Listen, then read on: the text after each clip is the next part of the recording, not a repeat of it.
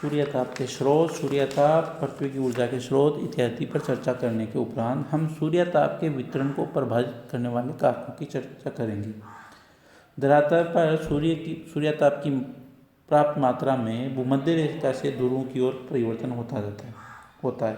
अर्थात भूमध्य रेखा से ध्रुवों की ओर सूर्यताप की मात्रा तेजी से घटती जाती है।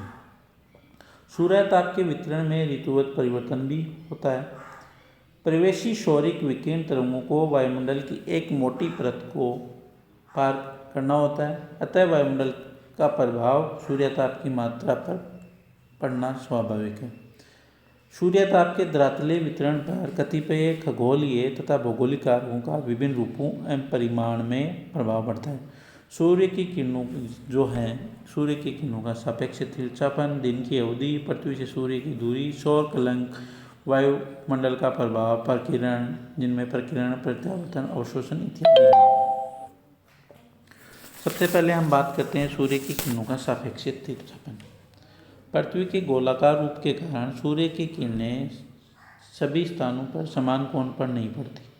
भूमध्य रेखा पर सूर्य की किरणें लंबवत पड़ती हैं क्योंकि सूर्य सर्वाधिक ऊंचाई पर होता है, परंतु ध्रुवों की ओर कोण कम होता जाता है, अर्थात किरणें तिरछी होती जाती हैं। किरणों के सापेक्ष तिरछापन में कुछ परिवर्तन होता है, जैसे 21 जून को सूर्य कर्क रेखा पर तथा 22 दिसंबर को मकर रेखा पर लंबवत चमकता है, जिसके कारण 21 जून को दक्षिणी गोलार्ध में किरणें अधिक तिरछी होती हैं और साधारण रूप में भूमध्य रेखा से ध्रुवों की ओर किरणों का तिरछापन बढ़ता जाता है।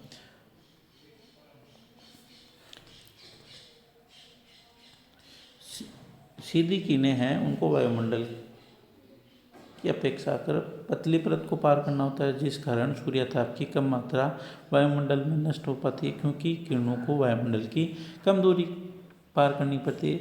इसके विपरीत जो तिरछी किरणें हैं उनको वायुमंडल की मोटी परत को पार करना होता है और इससे उनकी जो दूरी तय करनी होती है वो बढ़ जाती है, जिस कारण सूर्यताप की अधिकांश मात्रा वायुमंडल में नष्ट हो जाती है। इससे स्पष्ट है कि सूर्य की तिरछी किरणों को अधिक दूरी तय करनी होगी तो मार्ग में प्रकीर्णन, परावर्तन और अवशोषण की प्रक्रियाओं द्वारा सौरिक ऊर्जा का क्षय बढ़ेगा।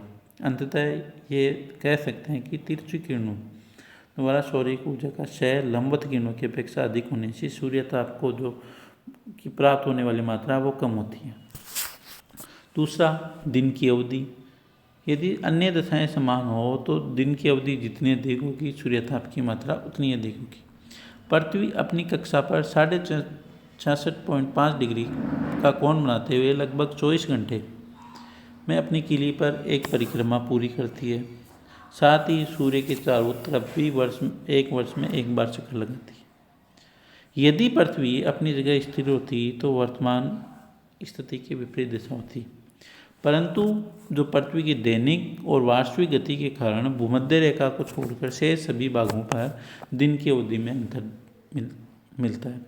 भूमध्य रेखा पर दिन सदैव 12 घंटे का होता है, इसलिए प्रकाश वर्ष भूमध्य रेखा को 2 बराबर भागों में काटता है।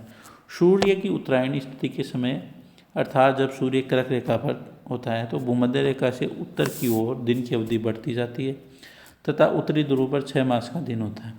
इसके विपरीत स्थिति में जब भूमध्य रेखा से दक्षिणी की ओर जाने पर दिन की अवधि कम होती जाती है, जबकि दक्षिणी ध्रुव पर केवल रात 6 मास की होती है और सूर्य की दक्षिणायन की स्थिति में इसके विपरीत स्थिति होती है।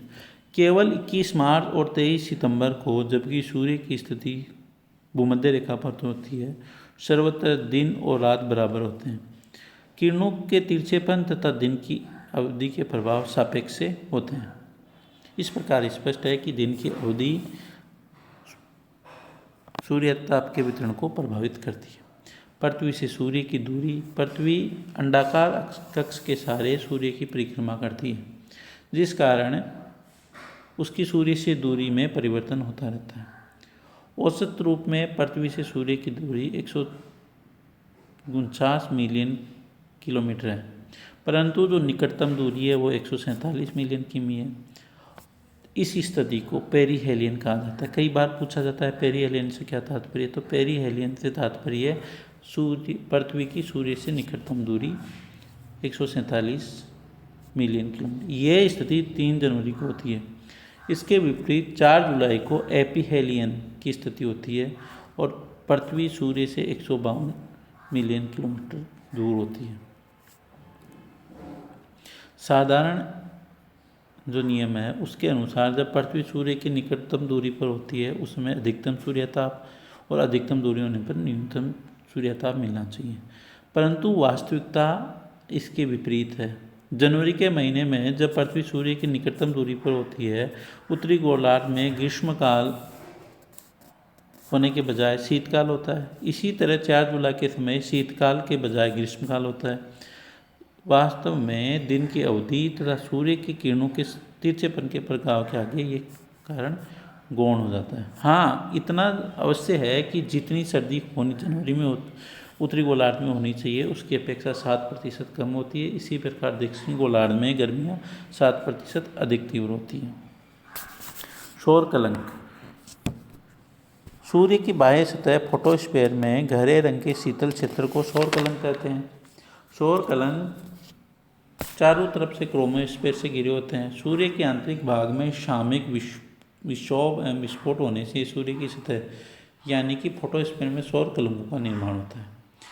और ये गहरे रंग के क्षेत्र वास्तव में शीतल क्षेत्र होते हैं क्योंकि इनके चारों तरफ फैले क्रोमोस्फीयर की तुलना में इनका तापमान 1500 डिग्री सेंटीग्रेड कम होता है।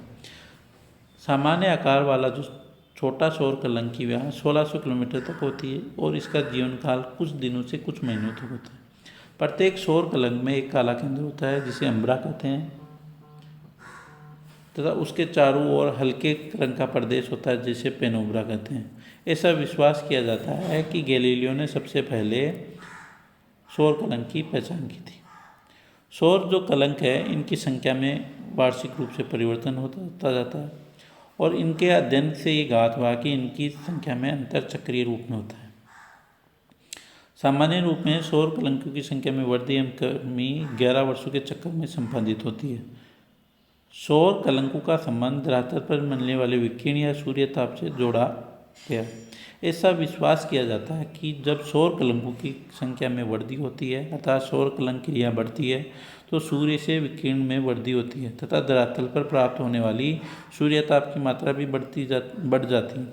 इसके विपरीत जब सौर कलंकों की संख्या घट जाती है यानी सौर कलंक क्रिया शिथिल पड़ जाती है तो सूर्य की सतह से ऊर्जा का उत्सर्जन भी कम हो जाता है जिस कारण धरातल पर सूर्यताप की मात्रा भी कम होती है। इसके बाद में हम बात करते हैं वायुमंडल का प्रभाव। विद्युत चुंबकीय प्रवेशी लघु तरंग सौरिक विकिरण तरंगों को पृथ्वी की सतह पर पहुंचने के लिए पृथ्वी एवं सूर्य के बीच 149.5 मिलियन किलोमीटर की औसत दूरी तय करनी पड़ती है। करते हुए सूर्य और पृथ्वी के वायुमंडल से होकर गुजरना पड़ता है।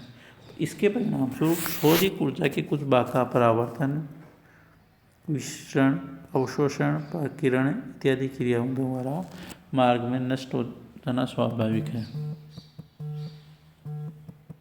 सौर ऊर्जा का क्षय या क्षरण की मात्रा सौरिक विकिरण तरंगों द्वारा तय की गई दूरी से नियंत्रित होता है। सौर ऊर्जा का क्षरण विलोम वर्ग नियम से नियंत्रित होता है। इस नियम के अनुसार प्रकाशीय क्षेत्र अतः प्रकाश की घनता प्रकाश या ऊर्जा स्रोत से प्रकाशीय क्षेत्र के बीच वर्ग दूरी के अनुसार बदलती है।